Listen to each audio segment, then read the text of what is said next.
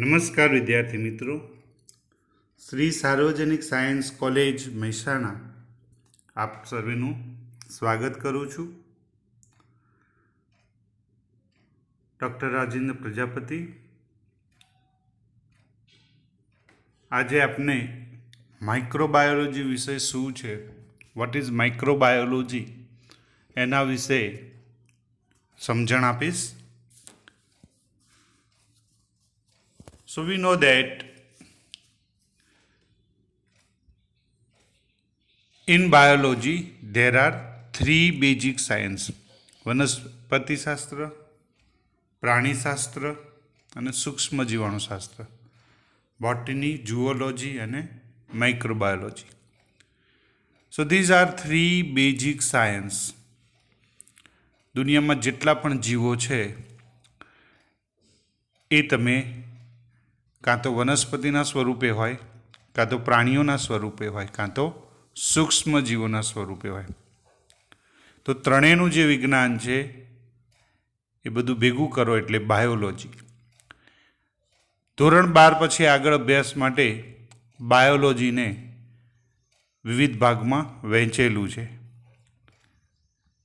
તો એનો એક ભાગ છે મૂળભૂત વિજ્ઞાન છે, મૂળભૂત બાયોલોજી એટલે માઇક્રોબાયોલોજી, જેમાં સૂક્ષ્મ જીવોનો અભ્યાસ કરવાનો છે. જ્યારે માઇક્રો ઓર્ગેનિઝમ્સની, વનસ્પતિઓને અને પ્રાણીઓને ટેકનોલોજી સાથે સમન્વય કરવામાં આવે ત્યારે એ બની જાય બાયોટેકનોલોજી.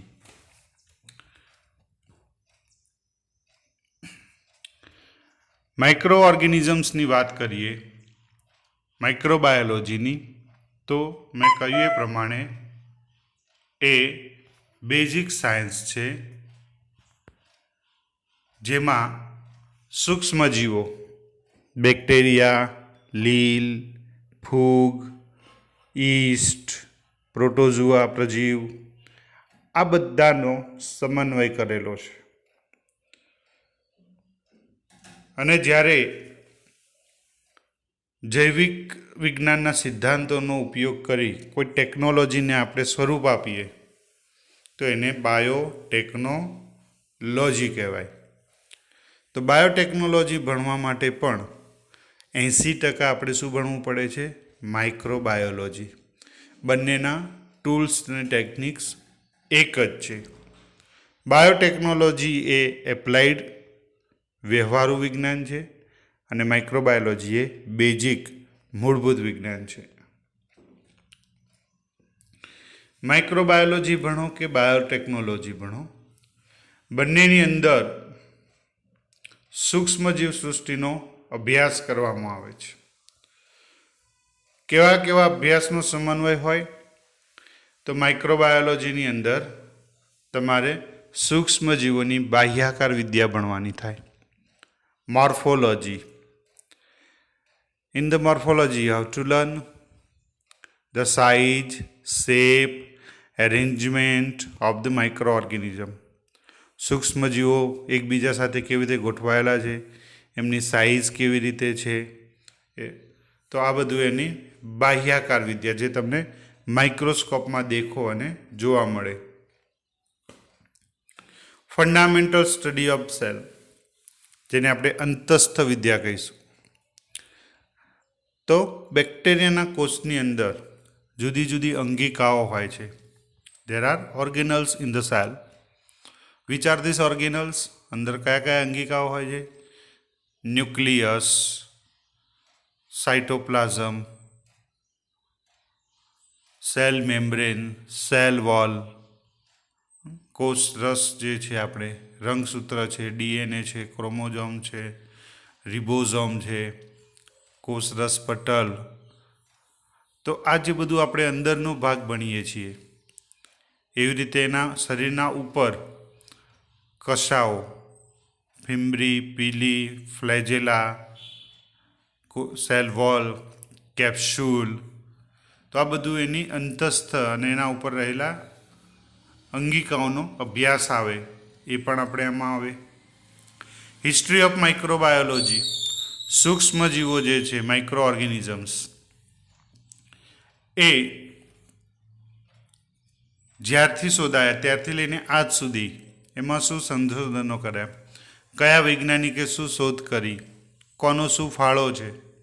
તો એ હિસ્ટ્રી ઓફ માઇક્રોબાયોલોજી પણ તમારે અભ્યાસક્રમમાં પહેલા જ વર્ષમાં પહેલા જ સેમિસ્ટરના અંદર પહેલા જ યુનિટની અંદર ભણવાની આવશે. Systemic bacteriology, classification and taxonomy. આ ટેક્સોનોમી એટલે વર્ગીકરણ વિદ્યા. આજે દુનિયામાં લાખોની સંખ્યામાં જુદા જુદા બેક્ટેરિયા છે, એકબીજાથી કંઈક ને કંઈક બાબતમાં જુદા હશે. તો આ બધાને ક્રમબદ્ધ કેવી રીતે ગોઠવવા, તો એક ઓર્ડર જે છે એનું વિજ્ઞાન જે છે ગોઠવવા માટેનું, એને આપણે ટેક્સોનોમી કહીશું. તો વર્ગીકરણ વિદ્યા જે છે એ તમારે સમજવાની હોય છે, અને એ વાયરસ, ફૂગ, બેક્ટેરિયા બધા માટે પણ આવે છે. માઇક્રોસ્કોપી. માઇક્રો ઓર્ગેનિઝમ્સને જોવા માટે આપણે સાધનની જરૂર પડે. તો સૌથી સાદું માઇક્રોસ્કોપ તમે જે પણ જોયું છે એનાથી લઈને અત્યાર સુધીમાં જે એડવાન્સ માઇક્રોસ્કોપ છે, ઇલેક્ટ્રોન માઇક્રોસ્કોપ છે, એ સાધનો કેવી રીતે કામ કરે, માઇક્રોસ્કોપની અંદર બેક્ટેરિયાને જોવા માટે એને અભિરંજિત કેવી રીતે કરવું પડે, સ્ટેનિંગ ટેકનિક. તો સ્ટેનિંગ ટેકનિક્સ, એના જુદા જુદા પ્રકાર, એના ઉપરના પ્રેક્ટિકલ્સ, એની થિયરી, એના પ્રિન્સિપલ, એના સિદ્ધાંતો, જુદા જુદા ઇન્સ્ટ્રુમેન્ટ, એ બધા કયા સિદ્ધાંત ઉપર કામ કરે છે. તો આવી રીતે તમારે એક યુનિટનો અભ્યાસક્રમમાં સમાવેશ થાય, જેમાં આખી માઇક્રોસ્કોપી બધા જ પ્રકાર, dark field, bright field, fluorescence, phase contrast, transmission electron microscopy, scanning electron microscopy, આ બધાનો તમારે આ યુનિટમાં અભ્યાસ કરવાનો હોય છે. Growth and reproduction. જીવસૃષ્ટિનો જે અભ્યાસ છે એની અંદર બેક્ટેરિયા પોતાની વૃદ્ધિ કેવી રીતે કરે છે. Under ideal condition E. coli divide in 20 minute. Laboratory કન્ડિશનમાં એક ઇકોલાઈ એકમાંથી બે થતાં 20 મિનિટ લાગે છે. તો આ 20 મિનિટમાં આખા બેક્ટેરિયામાં શું ફેરફારો થતા હશે, અને એની વૃદ્ધિ કે કલાકમાં, 2 કલાકમાં કે એક દિવસમાં બેક્ટેરિયાની સંખ્યા કેટલી વધે, બેક્ટેરિયાનું વિભાજન કેવી રીતે થાય, ફૂગનું વિભાજન, ફૂગની વૃદ્ધિ કેવી રીતે થાય, વૃદ્ધિ માટે જરૂરી માધ્યમો શું છે, મીડિયમ શું છે, એના ખોરાક તરીકે શું જોઈએ. તો ગ્રોથ એન્ડ રિપ્રોડક્શન આ પણ આપણે એમાં સમજવાનું હોય છે. જે બધા કન્સેપ્ટ તમે બેક્ટેરિયા માટે સમજ્યા, ફૂડ, ન્યુટ્રિશન, રિપ્રોડક્શન, ક્લાસિફિકેશન, આ બધું ફંજાઈ માટે પણ એપ્લિકેબલ છે. ફૂગ જે છે એ કેવી રીતે જોવા મળે, એ કયા મીડિયામાં વૃદ્ધિ પામે, એનું વર્ગીકરણ શું હોય છે, ફૂગમાંથી આર્થિક ઉપયોગી, ઇકોનોમિક ઇમ્પોર્ટન્ટ જે છે એ વસ્તુઓ કેવી બનતી હોય છે, ફૂગ આપણને કેવા રોગ કરી શકે છે, ફૂગથી શું નુકસાન થાય, ફૂગનો પર્યાવરણમાં શું ઇમ્પોર્ટન્સ છે, ફૂગ સહજીવનમાં કેવી રીતે કામ કરે છે. તો આવા તમામ મુદ્દાઓનું પણ તમારે આવનારા ચેપ્ટર્સ જે છે સિલેબસમાં સેમિસ્ટર 3માં 4માં એ ફંજાઈ ઉપર પણ ભણવાના છે.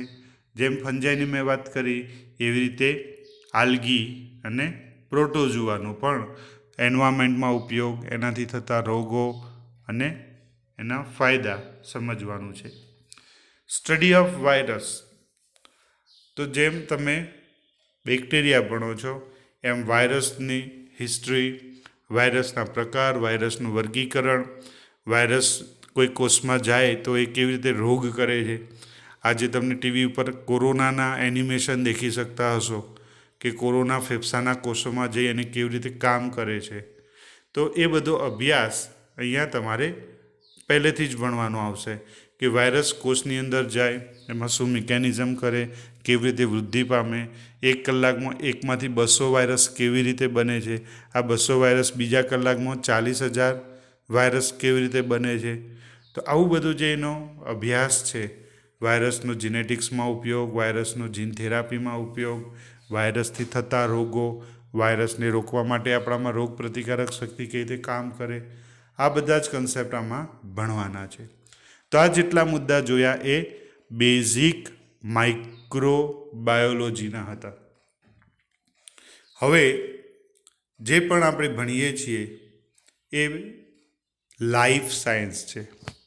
લાઈફ સાયન્સમાં બોટની, ઝૂલોજી, બાયોકેમિસ્ટ્રી, જીનેટિક્સ, માઇક્રોબાયોલોજી આ બધું જ આવી જાય. એટલે લાઈફ સાયન્સના વિદ્યાર્થી તરીકે બોટનીના વિદ્યાર્થી હોય, ઝૂલોજીના હોય કે માઇક્રોબાયોલોજીના હોય કે બાયોટેકનોલોજીના વિદ્યાર્થી હોય, એમણે આ બધા પેપરો ભણવા પડે છે. એ કયા કયા છે? તો પહેલું છે સેલ બાયોલોજી, કોષવિદ્યા. કોષવિદ્યામાં શું હોય? તો કોઈ પણ એક સામાન્ય કોષ હોય, વનસ્પતિ કોષ, પ્રાણી કોષ અને બેક્ટેરિયાનો કોષ. આ કોષની અંદર બધી જ અંગિકાઓ કેવી રીતે આવેલી હોય, દરેક અંગિકાઓના કાર્યો, એની વૃદ્ધિ, એની સંખ્યા, તમામ વસ્તુઓનો અભ્યાસ એટલે કોષ. પછી આ જે કોષો છે એની વૃદ્ધિ કેવી રીતે થાય, તો એ પણ વિદ્યાર્થીઓ તમે ભણી ગયેલા છો. કોષ વિભાજન, કોષની સેલ ડિવિઝન, સમવિભાજન અને અર્ધીકરણ, એની પણ ડિટેલ મિકેનિઝમ હવે ભણવાની છે. કોલેજની અંદર તમે જેટલું 12 સાયન્સમાં ભણીને આવ્યા છો એનાથી વધારે ઇન્ટેન્સ ભણવાનું હોય છે. બીજું જે છે જીનેટિક્સ. તો કોષની અંદર ડીએનએ હોય, ડીએનએમાંથી ડીએનએ એટલે રેપ્લિકેશન, ડીએનએમાંથી આરએનએ એટલે ટ્રાન્સક્રિપ્શન, આરએનએમાંથી પ્રોટીન એટલે ટ્રાન્સલેશન. આ કેવી રીતે થાય? તો આખું એક પેપર છે એના ઉપર. ડીએનએની અંદર વિકૃતિઓ આવે, જનીનિક ખામીઓ આવે, બરાબર, જેને આપણે મ્યુટેશન્સ કહેવાય. તો એ કેવી રીતે થતા હોય છે એ જોવાનું છે. એક કોષમાંથી બીજા કોષની અંદર ડીએનએનું ટ્રાન્સફર કેવી રીતે થાય, કોન્જ્યુગેશન, ટ્રાન્સફોર્મેશન, ટ્રાન્સડક્શન અને આર્ટિફિશિયલ મેથડ, પાર્ટિકલ બોમ્બાર્ડિંગ, આવું બધું આની અંદર ભણવાનું હોય છે.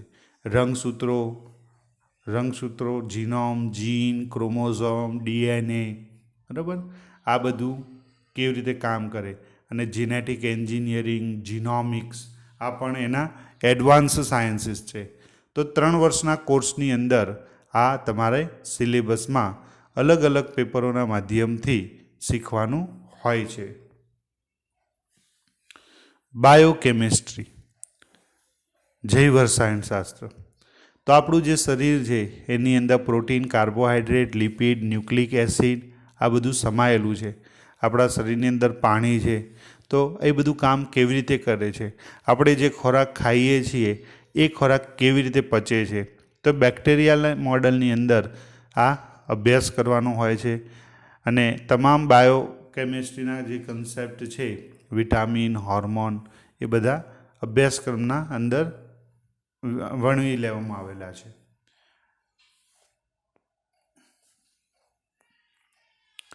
આપણા શરીરમાં જે બધી ક્રિયાઓ થાય છે, ખાધેલું પચે છે, શરીરમાં નવા અંગો બને છે, વૃદ્ધિ થાય છે કોષોની, તો આ તમામ ક્રિયાઓનો મુખ્ય આધાર ઉત્સેચકો, એન્ઝાઇમ ઉપર રહેલો છે. આપણા શરીરમાં 1000થી પણ વધારે પ્રકારના જુદા જુદા ઉત્સેચકો દરેક કોષમાં કામ કરતા હોય છે. તો આખું ઉત્સેચકોનું જે વિજ્ઞાન છે એ પણ 1-2 યુનિટની અંદર તમને અહીંયા સમજાવવામાં આવે છે, જેને આપણે કહીશું એન્ઝાઇમોલોજી. પેથોલોજી, જે તમે પરિચિત છો શબ્દથી. પેથોલોજી એટલે રોગવિદ્યા. તો પેથોલોજી જે છે, રોગ કરવાની ક્ષમતાઓ માઇક્રો ઓર્ગેનિઝમ્સની, એ રોગ કરવાની જે ક્ષમતાઓ જે છે એ બેક્ટેરિયા પાસે કેવી રીતે હોય, કેવા કેવા બેક્ટેરિયા, વાયરસ, ફંજાઈ આપણને રોગ કરે છે, રોગની સામે આપણા શરીરના અંદર શું ફેરફારો થાય, રોગનું નિદાન કેવી રીતે થાય, રોગના લક્ષણો કેવા હોય છે, બરાબર, એની સામે કઈ દવાઓ લેવાય, એની ટ્રીટમેન્ટ કેવી રીતે કરવી. તો આવું બધું તમામ જે સાયન્સ છે, રોગવિદ્યા, એનું આખું એક પેપર તમારે માઇક્રોબાયોલોજીમાં અભ્યાસમાં આવે છે. ઇમ્યુનોલોજી. ઇમ્યુનોલોજી એટલે રોગ પ્રતિકાર વિદ્યા. આપણા શરીરની અંદર તમે સાંભળ્યો છે શબ્દ એન્ટીબોડી બને. તો એન્ટીજન શું છે, એન્ટીબોડી કેવી રીતે બને, વાયરસ સામે આપણું શરીર કેવી રીતે લડે, આપણા શરીરમાં રોગ પ્રતિકાર તંત્ર, બરાબર, એમાં બોન મેરો, stem cell, liver,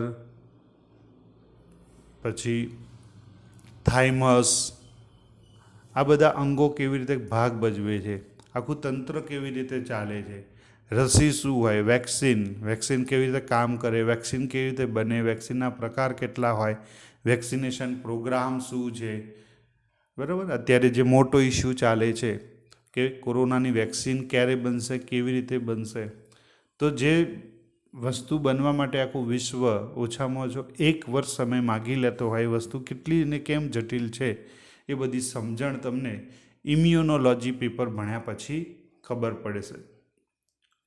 clinical studies, diagnostic technique. ઘણા વિદ્યાર્થીઓ પૂછે છે કે સાહેબ માઇક્રોબાયોલોજી કર્યા પછી એમએલટી થશે, કેમિસ્ટ્રી કર્યા પછી એમએલટી થશે? ચોક્કસ થશે. તો એમએલટીને લગતો જે વસ્તુ છે એ તમને આ પેપરમાં ભણાવવામાં આવશે.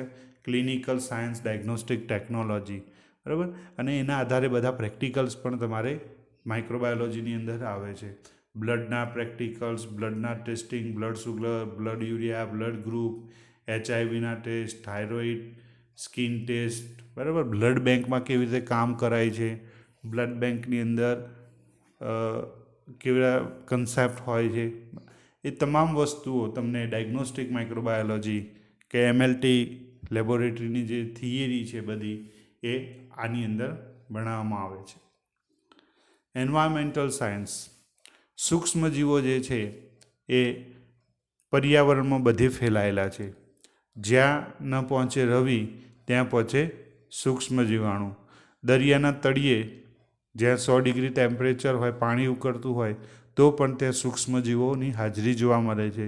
ધ્રુવ પ્રદેશો ઉપર જે સૂર્ય નથી કદી પહોંચતો, એવા બરફની અંદર પણ સૂક્ષ્મજીવોની હાજરી જોવા મળે છે. તો દુનિયા ઉપર સર્વત્ર જે સૂક્ષ્મજીવો છે, એ સૂક્ષ્મજીવોનું કામ શું છે? બેલેન્સ કરવાનું. જુદા જુદા તત્વો જે છે એને વાતાવરણમાં પાછા મૂકવાના. શરીરમાંથી નાશ પામેલો તમામ કચરો, મૃતદેહો, વનસ્પતિનો કચરો, કોઈ પણ ઓર્ગેનિક મટીરિયલ છે એનું વિઘટન કરવું, એનું મિનરલાઇઝેશન કરવું.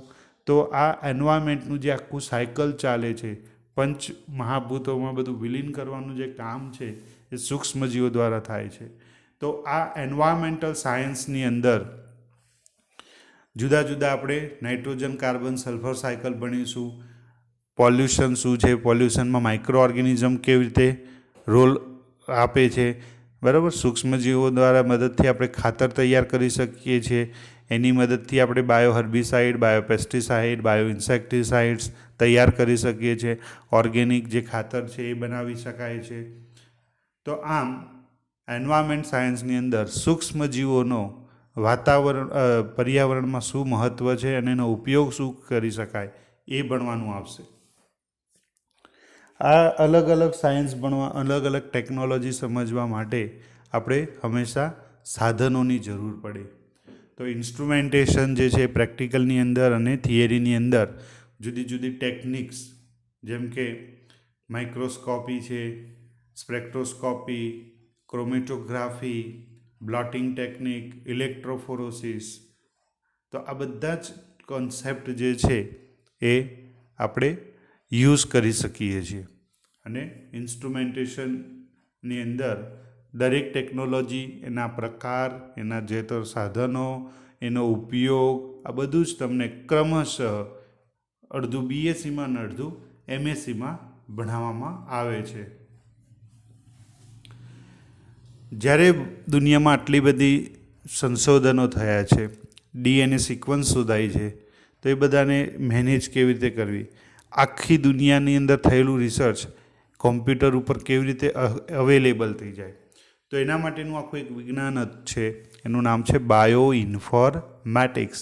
આનું પણ 2 યુનિટનું ઇલેક્ટિવ પેપર વિદ્યાર્થીઓને આવે છે સિલેબસમાં, કે બાયો ઇન્ફોર્મેટિક્સ, ડીએનએની સિક્વન્સ, ડેટા મેનેજમેન્ટ આખા વિશ્વનું કેવી રીતે થાય છે, અને એ સિક્વન્સિંગ કેવી રીતે થાય, ડીએનએની લાઈન જે છે એ કેવી રીતે ગોઠવાય, આ બધી સમજણ એની અંદર આપવામાં આવે છે. એક બાયોસ્ટેટિસ્ટિક જે છે કે જેટલું પણ રિસર્ચ થાય એને નિયમો આધારિત સાબિત કરવું પડે. એટલે રિસર્ચમાં મહત્ત્વનું છે સ્ટેટિસ્ટિકલ એનાલિસિસ. તો એ બાયોસ્ટેટિસ્ટિકના કન્સેપ્ટ પણ આની અંદર કવર કરવામાં આવે છે. આ સિવાય દુનિયાની અંદર ઇવોલ્યુશનની વાત કરીએ, સૌથી પહેલું બેક્ટેરિયાનો જન્મ કેવી રીતે થયો, ઓરિજિન ઓફ લાઈફ, એની પણ વાતો આવશે. ઉત્ક્રાંતિ કેવી રીતે થઈ, દુનિયામાં પહેલું માઇક્રો ઓર્ગેનિઝમ આવ્યું ત્યાંથી આજ દિન સુધી રંગસૂત્રોમાં જીનમાં શું ફેરફારો થયા, બરાબર. તો એ આખું ઉત્ક્રાંતિનું જે ટ્રી છે, ઇવોલ્યુશન ટ્રી, વિવિધતા કેમ છે જીવોમાં અને વિવિધતા કેવી રીતે આવે છે એ પણ આની અંદર સમજાવવામાં આવે છે. દુનિયામાં એવી જગ્યાઓ છે જ્યાં જીવન શક્ય નથી. 100 ડિગ્રી ટેમ્પરેચરે પણ બેક્ટેરિયા જોવા મળે છે અને બરફની અંદર પણ બેક્ટેરિયા જોવા મળે છે. તો એક્સ્ટ્રા ટેરેસ્ટ્રિયલ લાઈફ છે જેનો પણ અભ્યાસ આમાં સમન્વય થાય છે. એવી જગ્યાઓ જ્યાં ક્યારેય ઓક્સિજન જ નહોતી, તો એવી જગ્યાઓ પણ મિથેનોજેનિક બેક્ટેરિયા કેવી રીતે કામ કરે છે. ખારું પાણી જેમાં ઓસ્મોટિક પ્રેશર સામે લડી શકે એવા હેલોફિલિક બેક્ટેરિયા કેવી રીતે જીવે છે, એનો અભ્યાસ પણ માઇક્રોબાયોલોજીની અંદર કવર કરેલો છે. હંમેશા મનુષ્યો અને પ્રાણીઓ સૂક્ષ્મજીવો સાથે હોય છે. સૂક્ષ્મજીવો વગર મનુષ્યનું જીવન કે પ્રાણીઓનું જીવન શક્ય નથી. તો આ એક પ્રકારની પરસ્પર સહજીવન હોય છે. તો ઇકોલોજીની અંદર માઇક્રો ઓર્ગેનિઝમ, સૂક્ષ્મજીવો વગર કોઈ જીવન શક્ય નથી, એ ઇકોલોજીમાં પણ ભણવાનું આવે છે.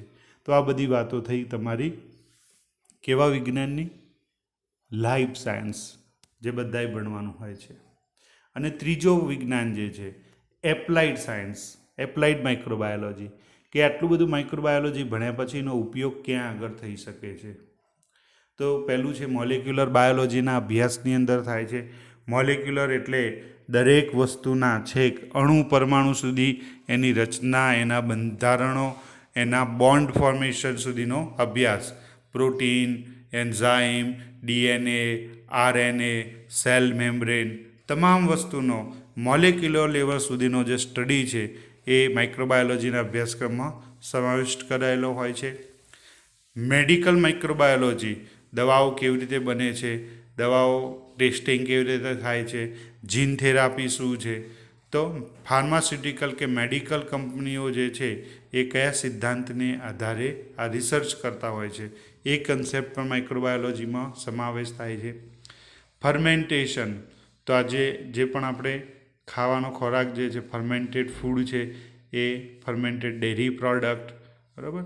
આ બાજુ લિસ્ટમાં મેં આપ્યું છે enzyme, organic acid, vitamin, alcohol, amino acid, antibiotics, steroids, આ બધું જ ફાર્માસ્યુટિકલ કંપનીઓ સૂક્ષ્મજીવોની મદદથી બનાવી રહ્યા છે. તો એનું આખું એક પેપર તમારે ઇન્ડસ્ટ્રીયલ માઇક્રોબાયોલોજી ભણવાનું આવશે. એન્વાયરમેન્ટની અંદર મેં જે આગળ તમને કન્સેપ્ટ કીધા એને ટેકનોલોજીમાં કેવી રીતે વપરાય છે, તો એન્વાયરમેન્ટ માઇક્રોબાયોલોજી એ તમારે સિલેબસમાં ભણવાનું આવશે. Agriculture microbiology, plant tissue culture, transgenic plant, genetically modified food, આ બધું કેવી રીતે બને છે અને એમાં જીન ટ્રાન્સફર કેવી રીતે થાય અને આપણને શું ઉપયોગી આવે. તો એક આખું પેપર છે રિકોમ્બિનન્ટ ડીએનએ ટેકનોલોજી, એની અંદર આ બધા કન્સેપ્ટ તમારે ભણવાના આવશે. એનિમલ બાયોટેકનોલોજી, તો એનો કન્સેપ્ટ કે જેનેટિકલી મોડિફાઈડ ઓર્ગેનિઝમ્સ, જેમાં આપણે નવું ડીએનએ નાખી અને કંઈક બહેતર માઇક્રો ઓર્ગેનિઝમ બનાવી શકીએ છીએ, બહેતર એનિમલ બનાવી શકીએ છીએ. તો animal biotechnology, genetically modified food, જે તમે અમૂલનું મસ્તી દહીં ખાઓ છો એ આવી રીતે બનાવેલું છે. તો ફૂડ અને ડેરી ઇન્ડસ્ટ્રીની અંદર તમારે શું કામ કરવાનું હોય, ફૂડ અને ડેરી ઇન્ડસ્ટ્રીની અંદર એક માઇક્રોબાયોલોજિસ્ટનો રોલ શું હોય છે, ત્યાં કેવી ટેકનોલોજી હોય છે, એ બધી ટેકનોલોજીનો પરિચય આપણે આની અંદર કરવાનો છે. પીવાનું પાણી, શુદ્ધ પાણી અને અશુદ્ધ પાણીનો નિકાલ, એની અંદર પોલ્યુશન કેવી રીતે ઘટાડવું, પ્રદૂષણ, પાણીને પીવાલાયક કેવી રીતે બનાવવું, એના સિદ્ધાંતો, મ્યુનિસિપાલિટી વેસ્ટ વોટર મેનેજમેન્ટ અને ડ્રિંકિંગ વોટર મેનેજમેન્ટ કેવી રીતે કરે, એમાં માઇક્રોબાયોલોજીકલ કન્સેપ્ટ જે પણ છે જોબ કરવા માટેના, એ આની અંદર સમજાવવામાં આવે છે. તો દુનિયામાં બહુ બધું સ્કોપ છે માઇક્રોબાયોલોજીનો, બરાબર, એ બધો જ સ્કોપ આની અંદર આપણે સમજીશું. તો અહીંયા હું મારું પહેલું લેક્ચર પૂરું કરું છું. આવતા લેક્ચરમાં આપણે બીએસસી માઇક્રોબાયોલોજી કર્યા પછી કેવી જોબ મળે, ક્યાં આગળ ભણી શકાય અને કેવી કેવી સ્કોપ રહેલા હોય છે એ આપણે સમજીશું. ધન્યવાદ.